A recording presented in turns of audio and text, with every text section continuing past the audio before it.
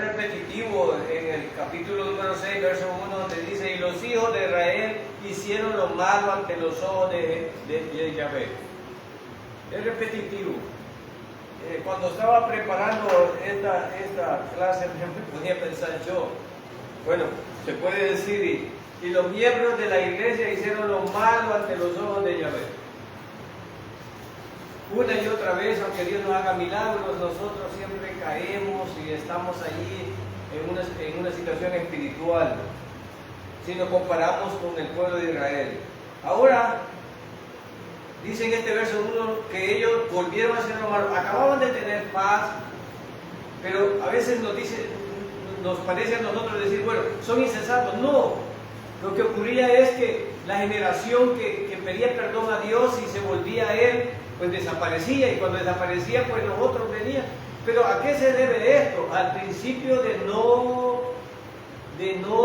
instruir a nuestros hijos, de no instruir a las generaciones, para que estas generaciones vayan aprendiendo de la palabra de Dios. Entonces se pierde la sana doctrina. A veces yo me entristezco cuando miro tanta corrupción de los pastores, de los sacerdotes, cuando miro tanta tergiversación de la palabra, tanta sinvergüenza. Pero estos falsos maestros, estos falsos apóstoles y profetas, solo están juntando a la gente que no debe de estar con nosotros en las iglesias. Entonces, es bueno que esté eso ahí, porque Dios limpia la iglesia y dice que nadie viene acá si el Padre no lo envía. Entonces el Señor añade a la congregación los que han de ser salvos, y hay gente que va a venir a corromper, porque corrompa justo allá y vivan una vida de locura en esas iglesias falsas, sextas, y en esos pastores que solo ven el dinero, pero están con otros que también les gusta el dinero. Entonces ellos lo juntan, y no se me olvida el verso que dice: Señor, mis ovejas oyen mi voz, yo las conozco y ellas me escuchan. Entonces aquí no nos van a escuchar los que no son de Dios, no nos van a escuchar los que son de Satanás, de su padre el diablo, ¿verdad? Entonces yo creo que eso está claro. Entonces Israel estaba siendo azotado, y entendemos que está siendo azotado porque había hecho lo malo, porque cometió el error de no obedecer a Yahvé, y porque cometió el error al no obedecerle de erradicar a todo aquello que Él le dijo que erradicara. Pero me pongo a pensar que en nuestras vidas también Dios nos ha dicho que erradiquemos algunas cosas de nuestras vidas, que no lo hacemos. A veces yo pienso que ya lo superé, y cuando alguien me provoca, vuelvo a caer en la ira y en el enojo, y digo: Dios mío, solo tú eres santo. Reconozco que yo creí que... Porque uno está tranquilito siempre y cuando alguien no lo está juzgando, ¿no? ¿Verdad? Y no, yo soy santo varón, porque no te están provocando, porque no te están juzgando. Pero cuando te tocan, te salen unos cachos más grandes que los del maligno, ¿verdad? Entonces uno dice: Padre, allí está esa carne, pero está sometida por el Espíritu Santo en este momento. Entonces con Israel estaba ocurriendo lo mismo. Ahora vamos a ver, esta historia es repetitiva, pero lo que vamos a aprender es la conducta de cada uno de los jueces. Ya vimos una juez mujer, pero esa juez mujer no es un sinónimo de las mujeres, porque parece que interpretaron mal algunas cosas. Para comenzar, la mujer no se estaba metiendo, la llamaron. En segundo lugar, era un hombre llamado. En tercer lugar, ella, en el canto que estudiamos en el estudio anterior, vimos allí poéticamente cuentan lo que sucedió. Y podemos aprender algunas cosas. Entonces pasó esta juez mujer, pero esta juez mujer compartió la victoria, pero no se adjudicó ella la victoria total, ¿verdad? Fue por la cobardía de un hombre, pero que estos jueces no eran perfectos como nosotros no somos perfectos. No debemos de olvidar eso. Entonces, hoy vamos a hablar en el verso número 2, y dice: y la mano de Madián ¿Y quiénes eran los madianitas? ¿Quiénes eran los madianitas? No, esta gente es familia. Los madianitas salieron de una concubina de Abraham. O sea, eran familia. Esos pueblos. Entonces, venían del padre Abraham también. Pero estos madianitas le tenían sentenciada una a Israel, porque estos hombres, que cuando pasaron el Mar Rojo, los israelitas ya habían derrotado a los madianitas, pero no hicieron lo que Dios dijo, no en total. Entonces estos tenían ese rencor con Israel, ¿verdad? Y el verso número 2 nos declara y dice, verso número 2, y la mano de Madián prevaleció contra Israel, y los hijos de Israel, por causa de los madianitas, se hicieron cuevas en los montes y cavernas y en los lugares fortificados. Es decir, que ahora los israelitas estaban acucillados, después de haber sido ellos los conquistadores de la tierra, ahora ellos eran los que estaban, ¿verdad?, allá escondidos. Ellos estaban escondidos. Pero ¿por qué se escondían los israelitas? ¿Cuál era el problema por el cual se escondían los israelitas? Bueno, pero era el pueblo de Dios y era el pueblo de Dios, pero estaba bajo disciplina. Amén. ¿Cuántos hemos estado bajo disciplina? El problema es que Dios nos da la victoria, pero también nos disciplina. Y estamos viendo aquí que una característica de Dios, como una característica de Israel, de caer en el pecado siempre, otra característica era de Israel, que cuando se volvían a Él y clamaban, pues Dios les respondía. Amén. Amén. Dios les respondía, porque Él es amor y los brazos de Él estaban ahí. Son sus hijos, pero tenían un azote y eran los madianitas. Y miren lo que les hacía, verso número 3. Verso número 3. Pues sucedía que cuando Israel había sembrado, subían los madianitas y los amalecitas y los hijos del oriente contra ellos, subían y los atacaban. Verso 4. Y acampando contra ellos destruían los frutos de la tierra hasta llegar a Gaza, y no dejaban de comer, de comer en Israel ni ovejas, ni bueyes, ni asnos. ¿Qué estaba ocurriendo aquí?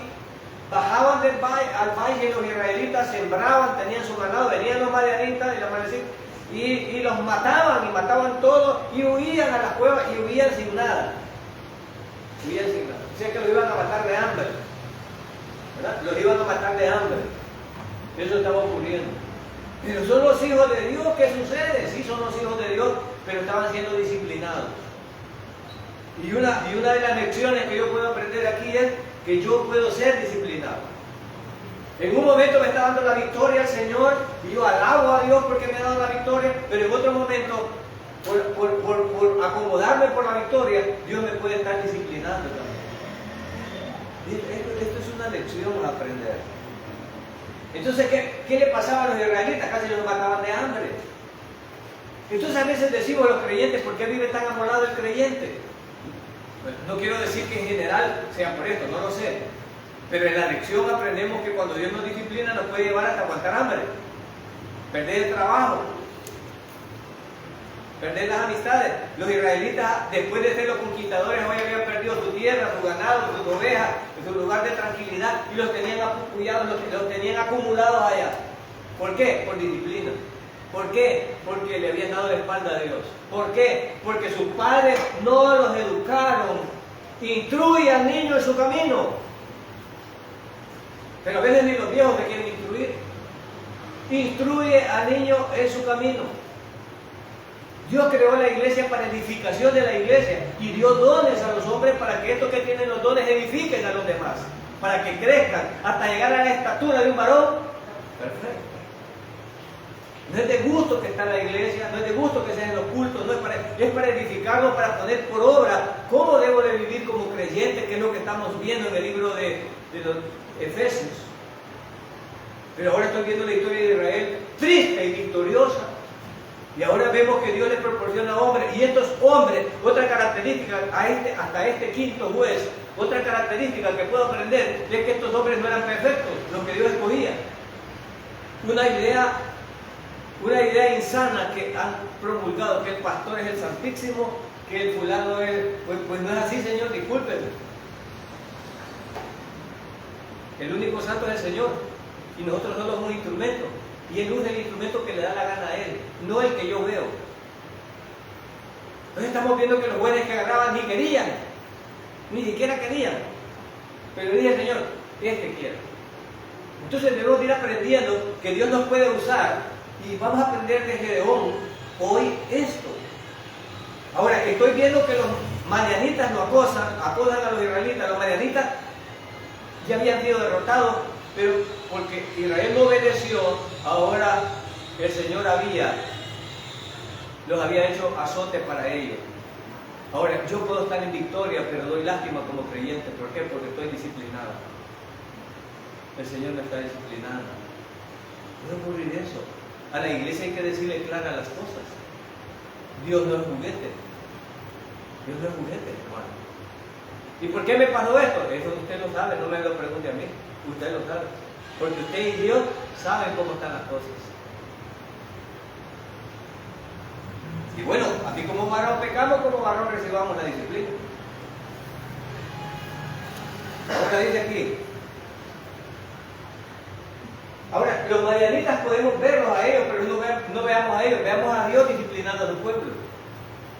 No vea a su vecino que le está marcando la vida, no vea a sus hijos que le están perdiendo, no vea a su esposo que le traicionó, a su esposo que le amargó la vida, o la esposa que le amargó. No lo vea a ellos, sino piense, ¿por qué Dios le ha puesto eso a usted?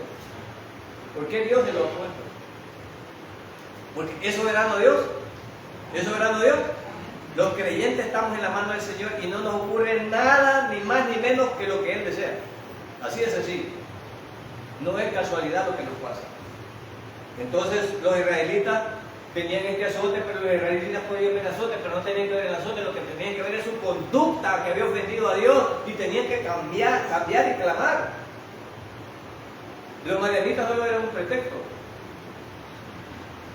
En nuestras vidas tenemos que Dios nos está llamando y está usando pretexto para que nosotros nos enteremos de que no andamos bien, de que debemos de corregir. Entonces, los pobres sembraban, tenían ganado y todo, venían los madianitas y les destruían todo. A mí cuando yo estaba pequeño, los zompopos hacen unos nidos, y yo cuando miro la torre de los zompopos me gustaba defenderme. Me gustaba la tierrita esa que ellos sacaban y yo les apachaba y les tapaba. Entonces yo me imagino a los madianitas destruyéndole la cebada, el trigo, los ganados, así a los israelitas para que murieran de hambre. Y los israelitas cobardemente se iban a las cuevas, se iban a huir, a estar allá, hermanos, amedrentados, teniendo familias, niños y todo, que iban a aguantar hambre. Este es el contexto en el que Gedeón va a aparecer. Verso 4. Y acampando contra ellos destruían los frutos, la tierra. O sea, se venían, destruían todo y se acampaban para que los israelitas no estuvieran ahí. Se fueran, no los dejaban bajar. Se iban a las cuevas. Verso 5. Porque subían ellos y sus ganados y venían con sus tiendas en gran multitud como langostas. Ellos y los camellos eran innumerables. Así venían a la tierra para devastarla. Los hijos de Dios aguantando hambre, siendo humillados y devastados todo lo que tenían. Imagínate en estas circunstancias, yo tengo mi familia, mi esposa, mis hijas, y tengo que darles de comer, porque en el contexto este no era que las mujeres trabajaban, en el contexto este era el hombre trabajaba para mantener a las esposas, pues las esposas hacían las cosas de la casa, pero el hombre, los granos y todo eso ellos lo tenían que conseguir. Ahora, ¿cómo alimento a mi familia? Si bajo al valle me matan, y lo que sembré me lo quemaron, me lo arrastraron, los animales me los quitaron, y ahora ¿cómo hago para que no me muera de hambre en mi familia? Este era el contexto en que estaba Israel, después de ser los conquistadores de la tierra. No nos creamos cuando Dios nos dio una victoria, no nos creamos, ¿verdad? Un día podemos estar en victoria, otro día podemos estar en el suelo, por habernos confiado o por no hacer lo que Dios. ¿Por qué estaban fallando ellos? Porque las generaciones viejas no educaban a las generaciones nuevas. Entonces las generaciones, y eso nos pasa a nosotros, cuando nuestros hijos se rebelan, cuando nuestros hijos ya se creen Ya tienen la manzana los varones por aquí, las mujeres ya echan busto y todo, ya se hacían. Y ya quieren humillar a los padres, ya no quieren obedecerlos, ya no quieren ir a la iglesia, ellos no quieren estar en las redes sociales, ellos ya quieren volar de la casa, ellos no saben en su ignorancia.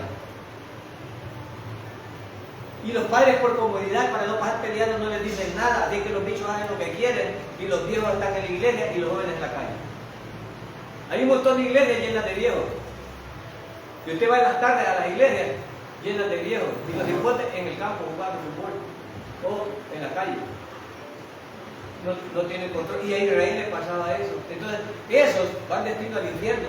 ¿Y quién los va a instruir? Si los padres perdieron la autoridad. El esposo es humillado, la mujer se le levantan los hijos, y el pobre viejo allá, igual que los israelitas en las cuevas, hundidos. Y cuando él quiere hablar, los hijos con la mujer, el pobre no hay por dónde agarrar. Israel le pasa lo mismo. Israel le pasa. Porque cuando la mujer se le levanta al esposo, los hijos la apoyan y ya el viejo ya perdió. Ya perdió. Ahora ya no vuelve a levantar la cabeza, ahí está hundido ya. Entonces Israel había descuidado sus generaciones, había una obligación que tenían que enseñar la palabra de Dios de generación, y esta generación a la segunda, a la tercera, y la tenían que enseñar. No lo habían hecho, se olvidaron. Entonces hasta que se levantaba Dios por piedad, cuando ellos clamaban les levantaba un juez. Verso 6. De este modo empobrecía Israel en gran manera por causa de Madián. Y los hijos de Israel clamaron a Yahvé. Aquí está la clave. Aquí está la clave. Clamaron. ¿Ya has clamado tú, hermano? Cuando uno está angustiado, hermano, uno clama. Hay momentos en que hay que clamar al Señor. Realmente uno no haya para dónde agarrar, dobla las rodillas y clama: Padre, ayúdame, no puedo más, ya topé.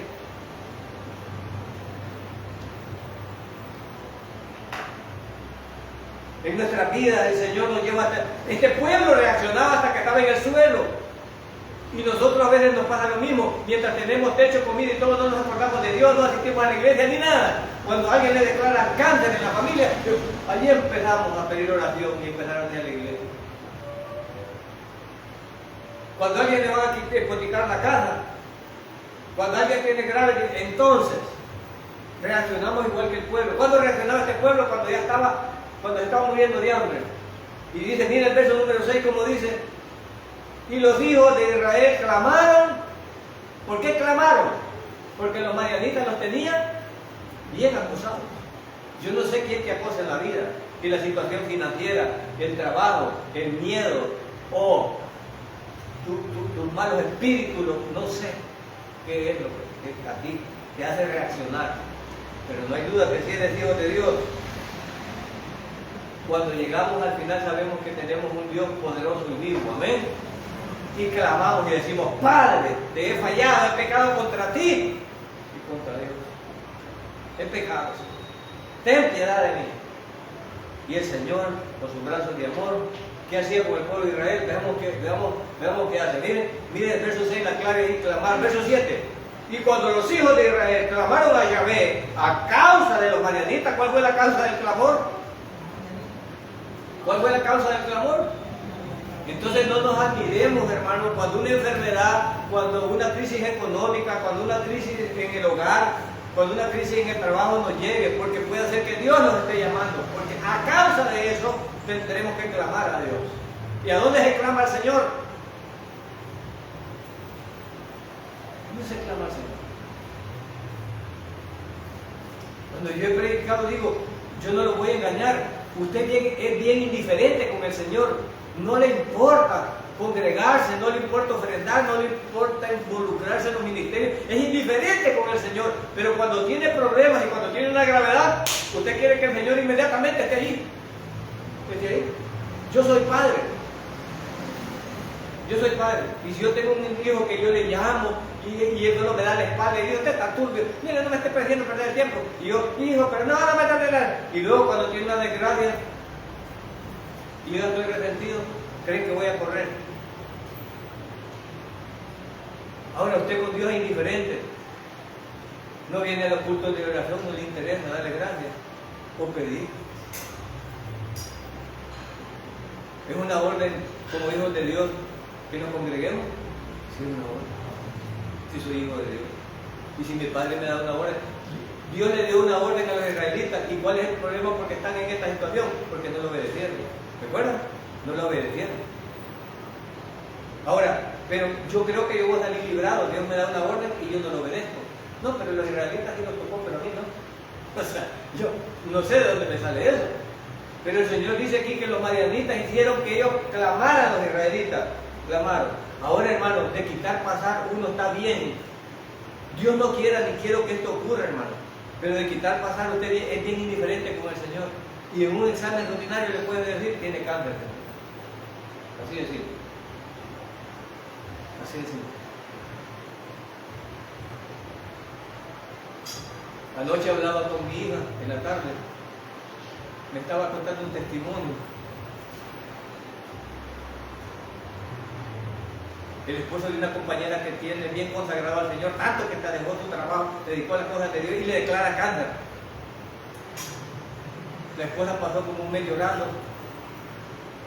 Y el hombre la consolaba porque ella no hallaba qué hacer, estaba entristecido. Porque no es garantía que aunque yo me consagre, Dios me tenga sano y con trabajo. No es garantía. ¿Cuál es la garantía del Señor por haber venido a sus pies? La salvación de mi alma. Amén. Ahora, pero si Dios me da gracia sobre gracia, gloria a Dios, le decía yo a mi hija. Por eso demos gracias, hija. Porque aunque nos salvó, también nos ha dado trabajo y nos ha dado salud. Gloria a Dios. Porque no es garantía que usted, porque esté consagrado, no le va a dar un cáncer, no le va a morir. No es garantía. Esa es gracia. Entonces gracia sobre gracia es que me da la gracia de salvarme y me da la gracia de bendecirme cada día. Me dio un auto, me dio una casa, me dio una esposa, me dio hijos, gloria a Dios. ¿Tengo por qué venir a dar gracias a la iglesia, hermano? ¿Tengo por qué venir a dar gracias? Sí, sí tengo. Pero ¿qué hacen unos? Son indiferentes con el Señor. ¿No es cierto? Son indiferentes con el Señor. Vas a la iglesia, tengo como un mes de no ir. ¿Cómo estará eso? Pero queremos las bendiciones del Señor. Los que creemos en Él le tenemos temor, y al tener el temor, yo sé, de quitar pasar, como les digo, puede aparecer un hijo con cáncer, una hija, o con una enfermedad, o con un problema. Eso usted no tiene garantizado nada. Todo es por la gracia del Señor de cada día. Y yo le digo, gracias, Padre, porque puedo ver a mis hijos. Gracias, porque están vivos. Gracias, ¿cuántos están perdiendo esta situación? Es gracia sobre gracia. Entonces, ellos clamaron porque estaban abatidos. Y esto me alienta, iglesia. Porque esto me alienta que a pesar de todo lo que yo sea y haga, cuando me vuelvo al Señor y clamo y rectifico, mi Señor está con los brazos abiertos. Amén. Está con los brazos abiertos. Y veamos qué hace con estos desobedientes. Veamos qué hace. Verso 8. Yahvé envió a los hijos de Israel un varón, profeta, el cual les dijo, así ha dicho Yahvé, Dios de Israel, yo os hice salir de Egipto y os saqué de la casa de servidumbre. Verso 9.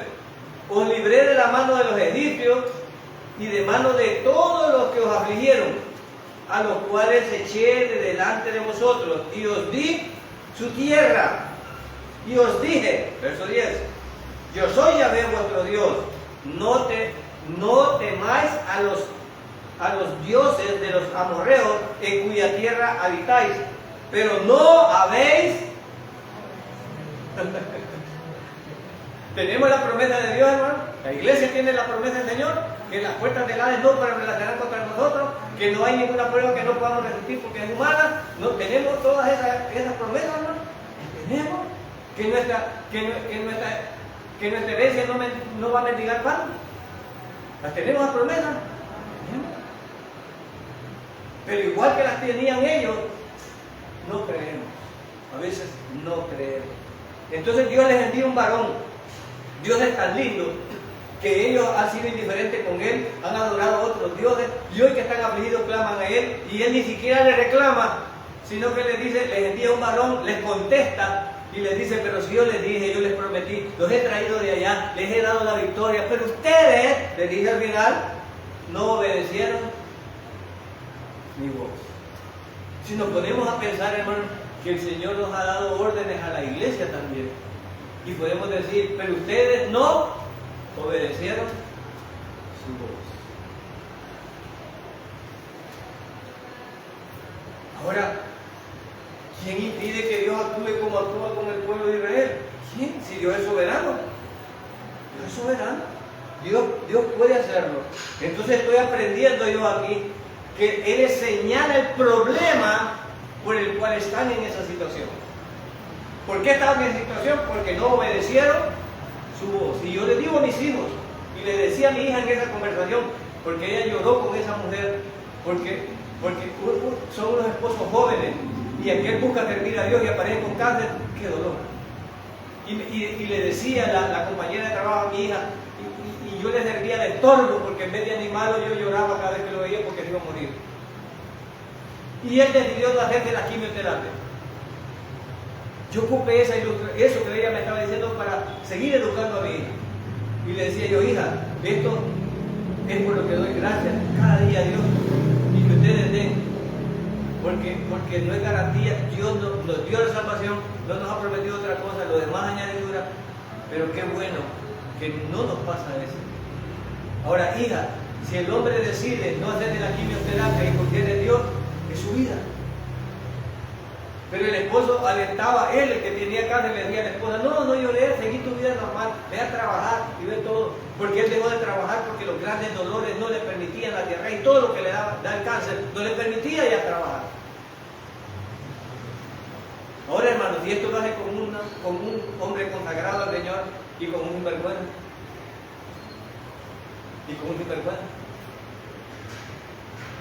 hay que tener temor del Señor.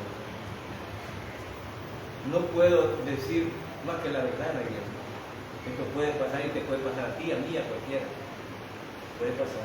Pero el Señor en su misericordia, yo le decía a mi hija, el Señor sabe que soy cobarde, que me duelen mucho ustedes y me da la gracia que por lo menos que ahora estoy vivo, lo veo bien.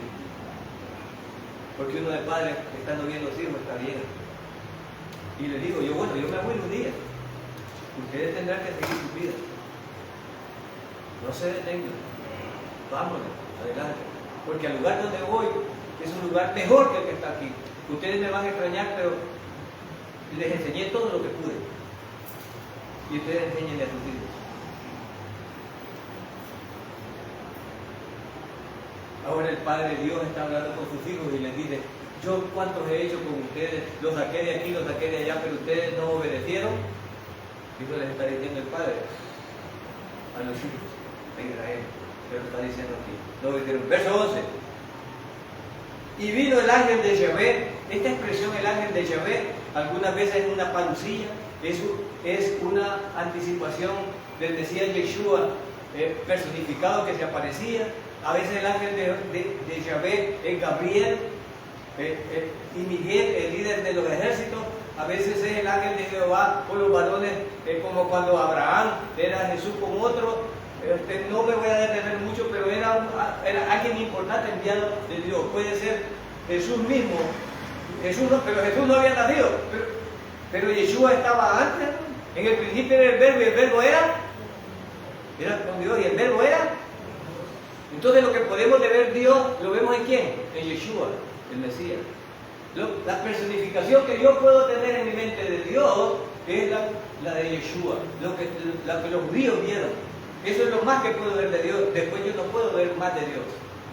Porque en este cuerpo mortal nadie puede ver a Dios. Entonces la expresión corpórea de Dios, muéstranos al Padre. Muéstranos al Padre, le dijo alguien. Y el Señor le dijo, ¿qué le dijo el Señor? Tanto tiempo que he estado con vosotros. Entonces, si Yeshua dijo que al verlo él veíamos a Dios, ¿le debo de creer? Amén. Así es. Así es. Así es. Entonces aquí hay una aparición. Puede ser de un ángel importante, de Gabriel, puede ser de Miguel y puede ser de Yeshua mismo. Pero dice aquí, y el ángel de Yahvé. Esta expresión a veces es para señalar a Yeshua. Y a veces señala a alguien importante que Dios envía. Dios envía ángeles, hermano. Dios envía ángeles. ¿Sabe usted eso? Sí, Dios envía ángeles. ¿Y cómo son los ángeles? Vea, aprendamos algo aquí de cómo son los ángeles. Y el ángel de Yahvé se le apareció. ¿Qué hizo el ángel? Aprendamos, iglesia. El ángel se le... ¿Qué es aparecer, hermano? ¿Qué es aparecer? ¿De dónde son los ángeles? ¿De dónde son los ángeles? Y me preguntan a mí, ¿usted cree en los extraterrestres? Claro que sí, si no creyeron, no creen en Cristo. Claro, ¿dónde está el reino de los cielos? ¿Dónde está, hermano? Claro, claro que hay vida allá, claro que hay vida eterna. Y para allá vamos, iglesia, amén. Claro, allá está mi Padre. Ustedes no son de este mundo, yo no soy de este mundo. ¿Recuerda cuando el Señor les decía? ¿Qué le quería decir con eso? Vosotros sois peregrinos aquí, ustedes no son de aquí, ¿cómo les dice el Señor? Entonces, eso es. Entonces se le apareció. ¿En qué vendría? ¿En el Boeing 747 de TACA? No. American Airlines, no, se apareció el ángel. ¿Y yo le vi en los ángeles? En los cielos. ¿Y en qué bajó? ¿Le he preguntado eso, hermano? Y por eso dice que le apareció. Los ángeles tienen capacidad de tomar forma corpórea. Y mire cómo dice aquí. Aprendamos eso, hermano.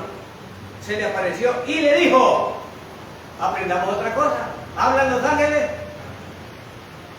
Y si yo hablara lenguas angelicales y aún de blanca, salta la barranca, la marseca, no, hermano. Cada vez que un ángel aparece o una divinidad, habla en nuestro idioma. En el idioma de la persona que le aparece. No tiene traductor. Bueno, aprendo, los ángeles van, aprendo, los ángeles hablan, y veamos qué sucede aquí. Mire qué sucede. Y le dijo, Yahvé está contigo, varón esforzado y valiente. Mire la expresión que el ángel le dice a Gedeón. Pero vamos a ver qué tan valiente era. Por eso hay que aprender, hermano. Mire, nos han engañado tanto en la iglesia, los malos pastores, los falsos maestros, nos han contaminado tanto que no nos han enseñado realmente cómo son las cosas. Fíjense cómo le está diciendo aquí, varón esforzado y valiente, pero estas palabras ya vamos a ver si cómo son estas palabras, a ver si en realidad. Entonces, me envía un ángel, habla, yo lo podía ver Gedeón, el ángel, lo podía ver. Podía ver. Claro que sí. Y Gedeón, verso 13. Y Gedeón respondió, ¿en qué idioma habló Gedeón?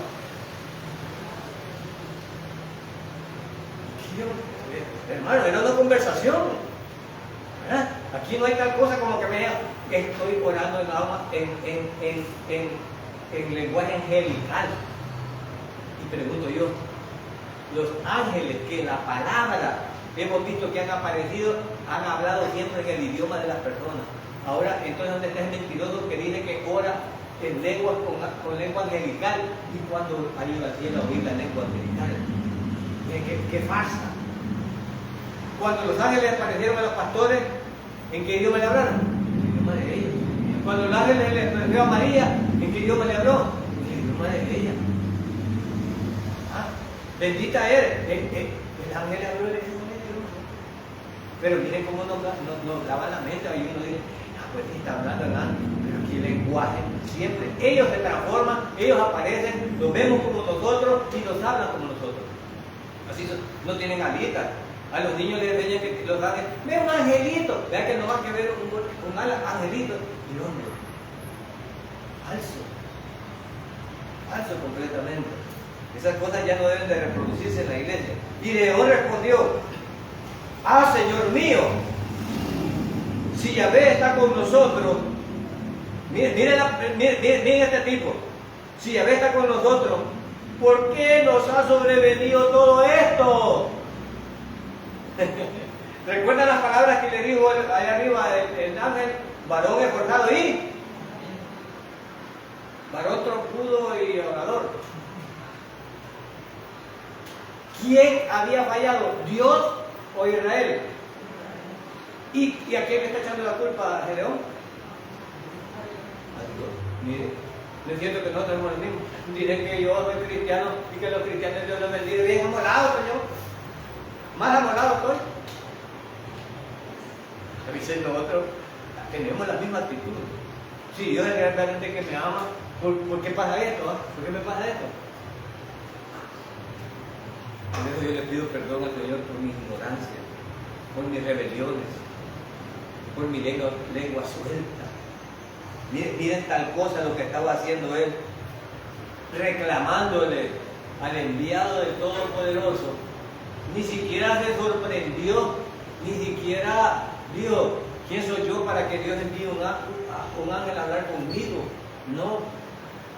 Él tenía una angustia. ¿Por qué tenía una angustia? Porque estaba aguantando hambre. Porque su familia estaba aguantando hambre. Entonces el reclamo de él es, y el ángel le hubiera dicho, ¿y ustedes por qué no han clamado al Señor? Eso pudo haberle dicho eso.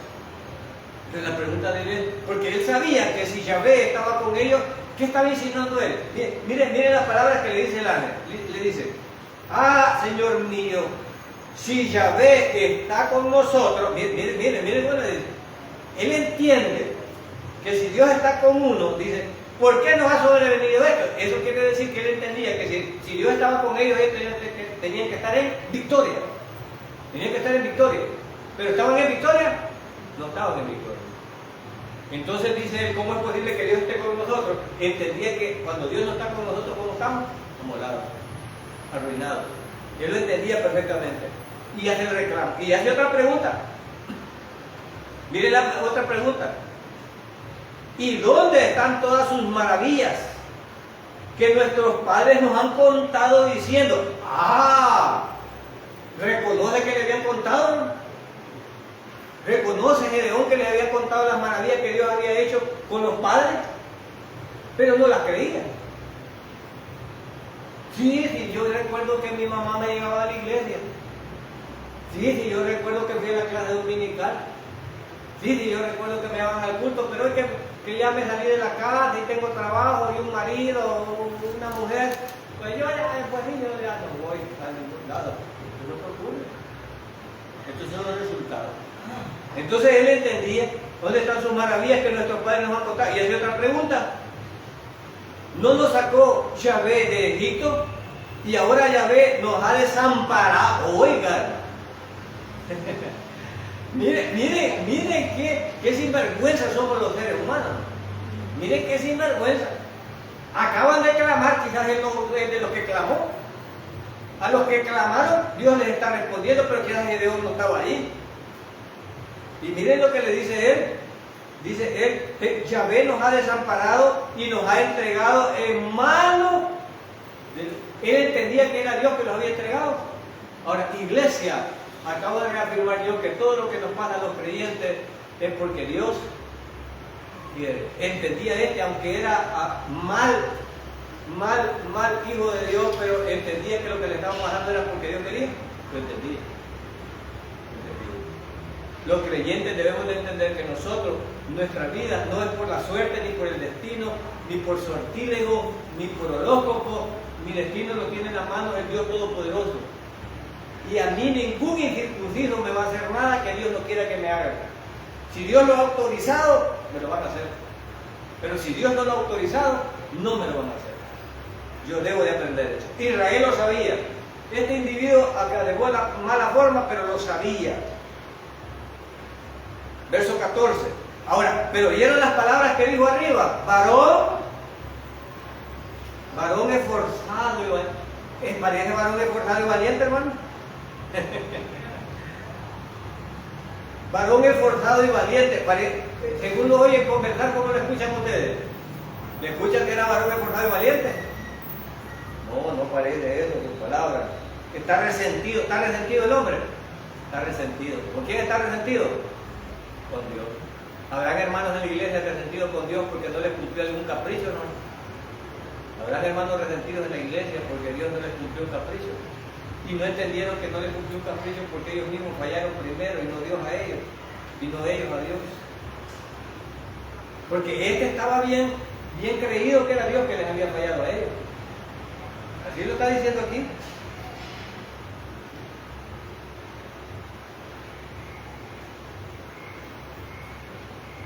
Y dice aquí,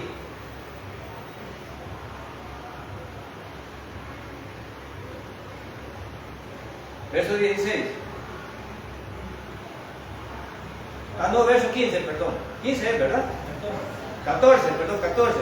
Y mirándolo Yahvé, le dijo, aquí me confundo. ¿Quién estaba hablando con Gedeón? ¿Quién estaba hablando con Gedeón? El ángel de Jehová. Entonces puede ser que sea Yeshua. Porque ¿quién dice que le habla ahora? Y mirándolo Yahvé, le dijo, entonces puedo percibir entonces que era Dios. Puedo percibir entonces que era una parucía de Yeshua. Le dijo, ve con esta tu fuerza y salvarás a Israel de manos de los madianitas. ¡Wow! Y hace otra pregunta. Dice, ¿no te envío yo?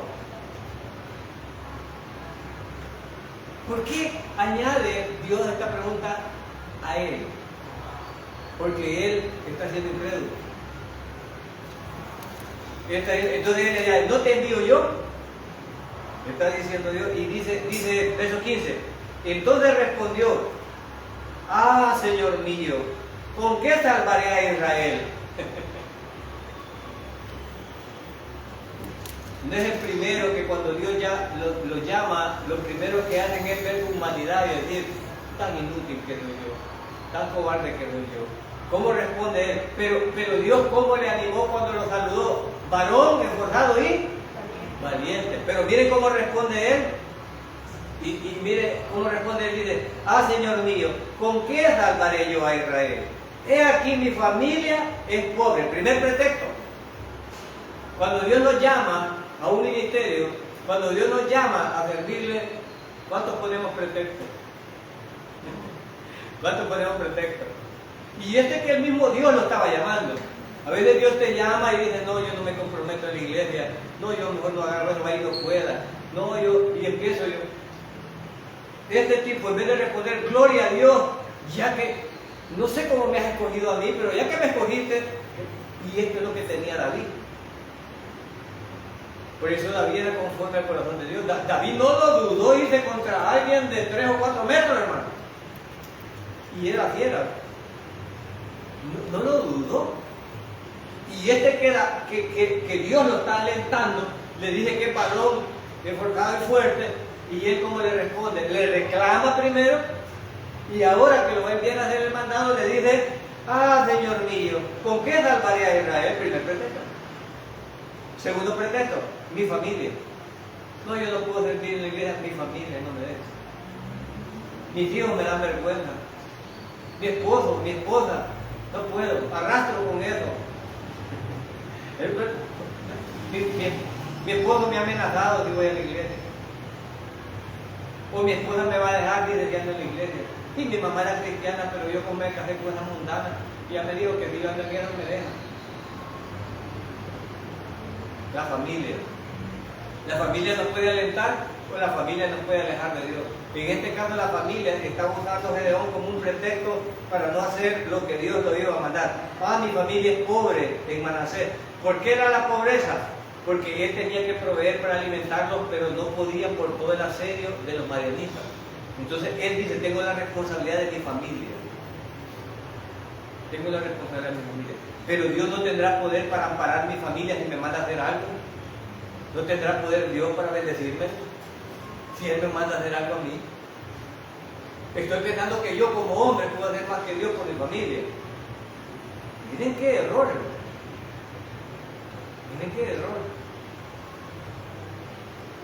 Y dice aquí, y yo, miren, el otro pretexto, y yo el menor en la casa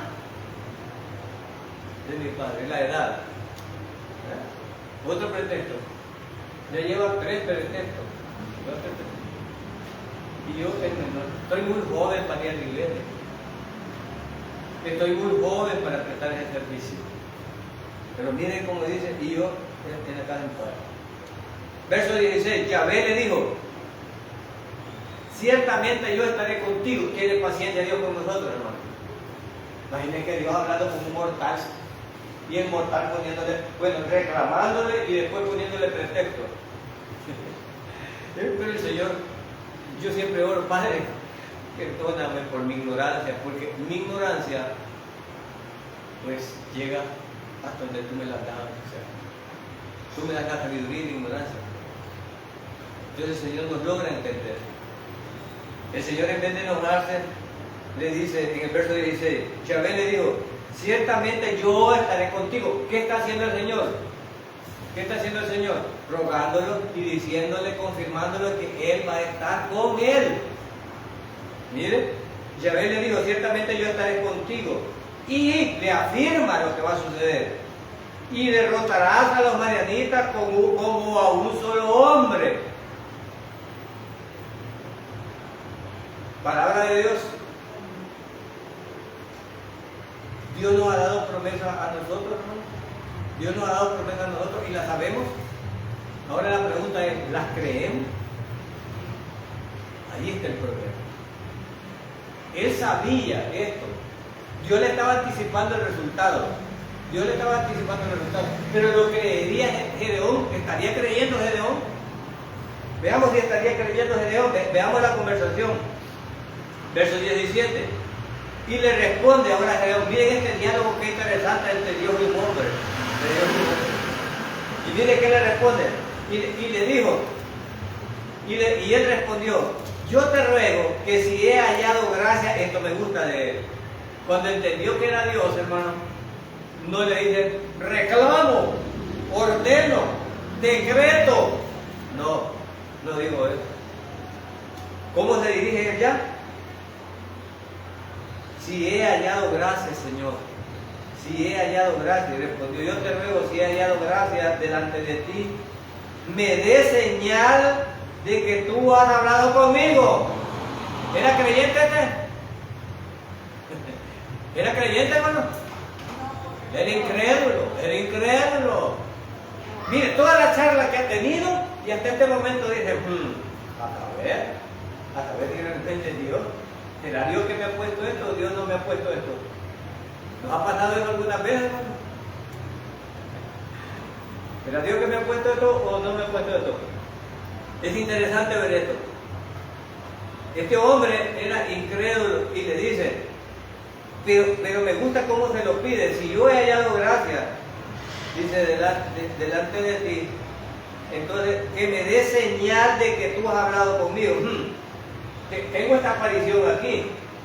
Ahora, ¿no le vio las alas Gedeón al ángel tirar? ¿No le vio las alas? ¿No le vio la aurora? ¿Por qué será que Gedeón dudaba? Porque el ángel era como otro hombre. No le apareció como una divinidad que lo sorprendiera a él, sino que apareció como un varón hablando con él. Miren, lo mismo, muéstranos al Padre. Bueno, ¿y cuánto tiempo ha estado? ¿Por qué? Porque lo estaban viendo como otro hombre. Lo estaban viendo como otro hombre. Si alguien santo ha habido en la tierra, ha sido Yeshua, el Hijo de Dios. Amén. Y no tenía alas ni tenía aurora. La gente lo miraba normal. Por eso le digo que nos han dado un concepto erróneo e imágenes que nos han metido equivocadas de cómo son las cosas en realidad. Y miren qué le dice aquí. El Señor le ha dado risa, digo yo. ¿Verdad? Yo te ruego, le dice que me des señal. Dice, y él respondió, yo te ruego que si he hallado gracia delante de ti, me des señal de que tú has hablado conmigo. 18, te ruego que no te vayas de aquí hasta que vuelva a ti. Y saque mi ofrenda y la ponga delante de ti. Y le respondió, yo esperaré hasta que vuelva. Ahora Gedeón empieza a entender que la persona que está con él es alguien divino. ¿Y cuál es la acción inmediata cuando se encontraba con alguien divino? ¿Qué es lo que va a ofrecer él? Una ofrenda. Una ofrenda. ¿Bien? La iglesia ha aprendido a ofrendar. La ofrenda es como un en agradecimiento, no es una obligación. ¿Verdad que el ángel no exigió nada? No exigió nada. ¿De quién nació dar? ¿De quién nació dar? De él. ¿Para qué? Para adorar. Cuando venimos a la iglesia nosotros damos no por necesidad ni por criterio, sino porque queremos adorar al Señor, porque queremos darle gracias. Y me pongo a pensar, ¿con cuánto le doy gracias al Señor? Con una cora.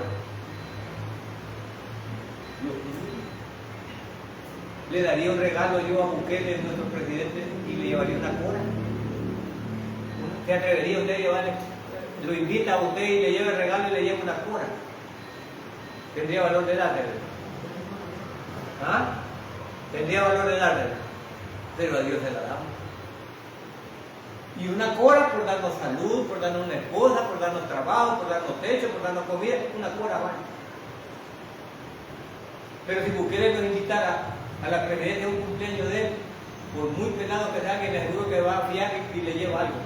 Y le lleva algo y no le va a llevar una cora. Pero cuando íbamos a la iglesia, mi esposa, cuando yo le hablaba del Evangelio, tuvo una lucha, y tuvimos una lucha, pero yo no dejaba de hablarle del Evangelio. Y cuando esta bichita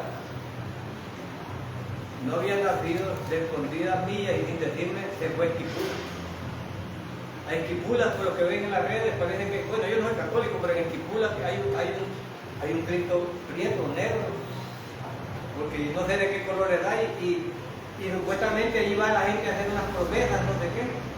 Pues yo no sé con quién iba, yo creo que iba con otras personas a hacer una promesa, pero eso sirvió para que mi esposa se convirtiera. Y cuando llegan allí dicen de que yo no conozco, dicen que es una gran escuela y que allá hay un plato grande y está ese Cristo prieto, y la gente llega y no sé cómo le tira las coras así, o el dinero, no sé, lo que han ido, no sé.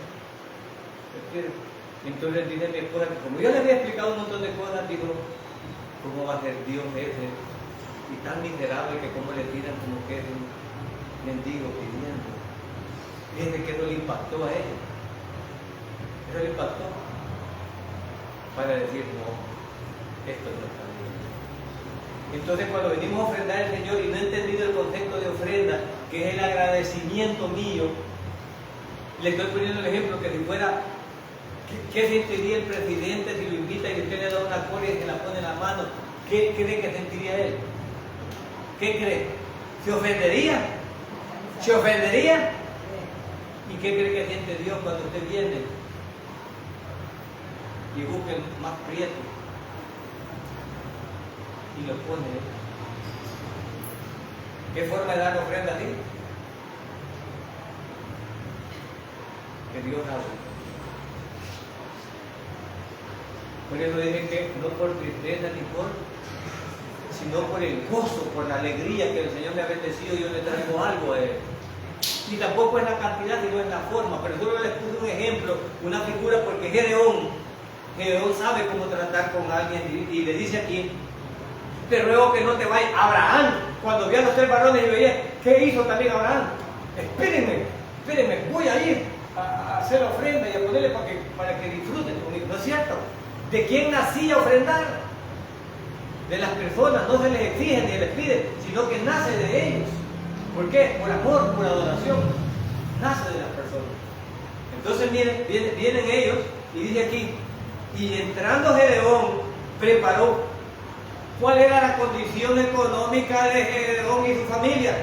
¿Cuál era la condición económica? Pobre, estaban arruinados. Pero para Dios, le dijo que tenía problemas y que tenían hambre.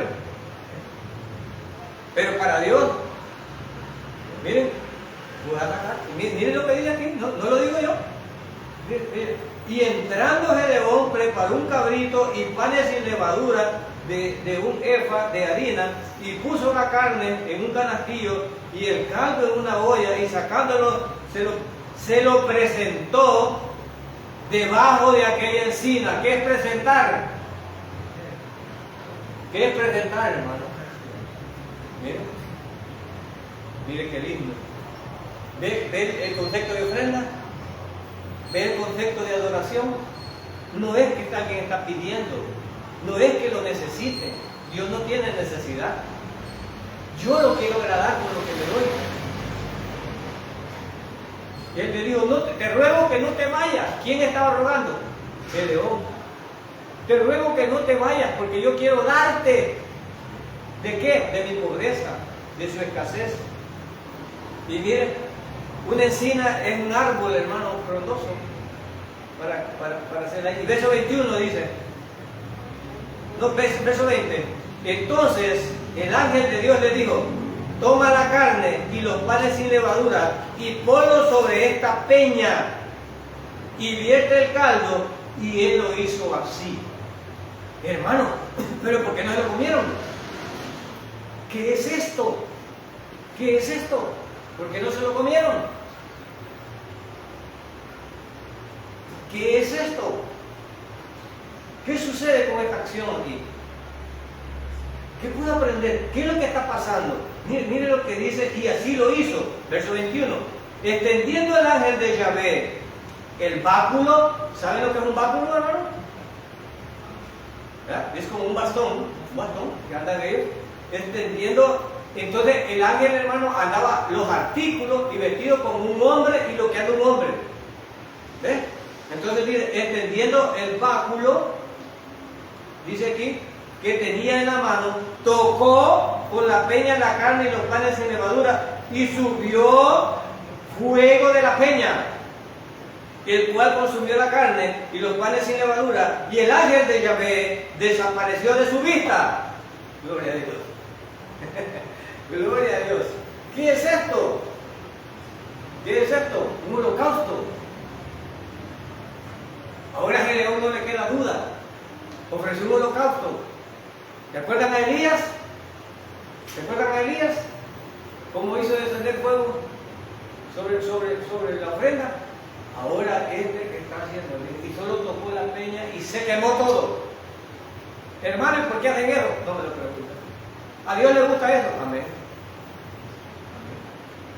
¿Así lo hacían los hebreos? Así lo hacían los hebreos. ¿Recuerdan que cada vez se sacrificaba un corderito? ¿Recuerdan? Era Dios que lo había ordenado. Entonces ellos sabían cómo ofrendar. ¿Recuerdan desde Caín y Abel cuál fue el problema de ellos? ¿Recuerdan la ofrenda? ¿Recuerdan? Y esto está ocurriendo aquí.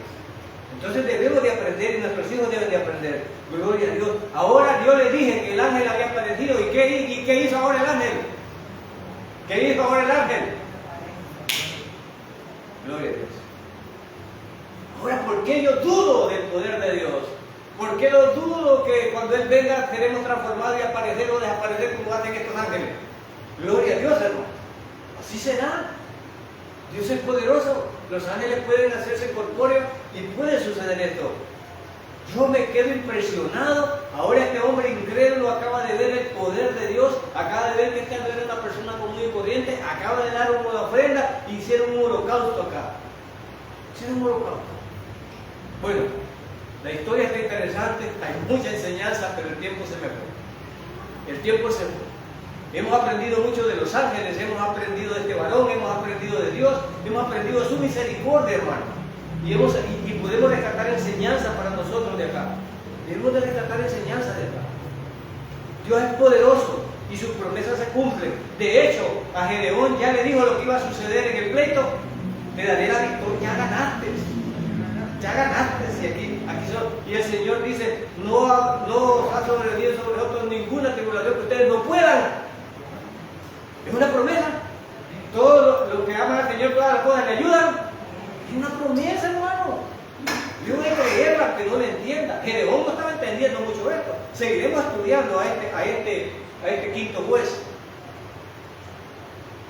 Vamos a seguirlo estudiando. Pero hasta ahora nos ha dado varias lecciones. Nos ha dado varias lecciones. ¿Ah? Posteriormente seguiremos aprendiendo más de él, porque hay mucho que rescatar de él. Pero lo que más me encanta es la gracia de Dios. Que a pesar de que le fallemos, a pesar de que hagamos, a lo más que le clamamos, el Señor dice, hijo, si yo no te he abandonado, tú no has escuchado mi voz. Tú no has escuchado mi voz. Ni siquiera nos juzgas. Tú no has escuchado mi voz. No te presto a ayudar. Y yo creo que esas son palabras de aliento para nosotros. No sé qué podemos estar pasando. Todos hemos tenido alguna crisis, ¿verdad? Y hasta que tenemos la crisis podemos entender la gracia y el poder de Dios. Y decir, aquí estaba tu mano, Señor. Aquí estaba tu mano. Aquí estaba tu mano. Yo lo sé. No dudemos de él. Oremos. Padre Todopoderoso, gracias.